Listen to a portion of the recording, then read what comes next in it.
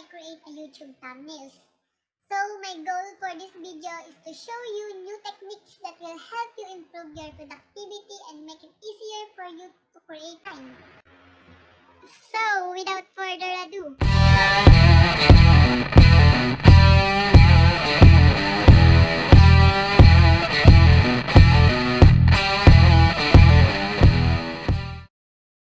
user primarily choose web video to watch based on a thumbnail itself. Therefore, it's crucial to have a good thumbnail in order for people to watch your video.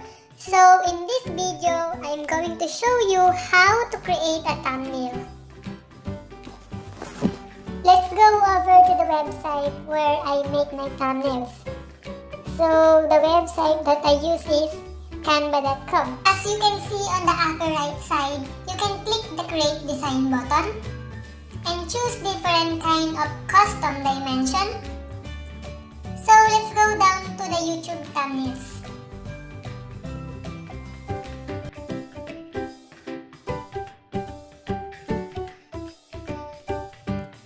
So right here, this template, they give different templates. You can use however you want to make sure you change a lot of this as people may recognize. So I usually try to edit a lot of this stuff. I definitely use this one. After we lay down the image, lot of icons and some text, you can mess it around to make it look great.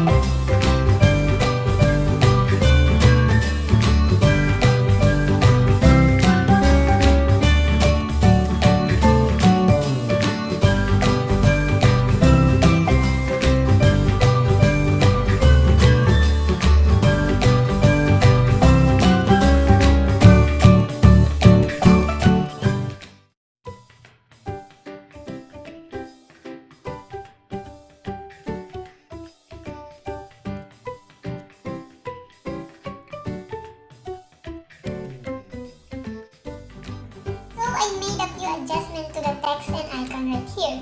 So once you're happy with your new thumbnail, just click download and let this download straight to your desktop, which we will upload to our video on YouTube. If you learned the new from this video, please leave a subscribe. See you on my next upload.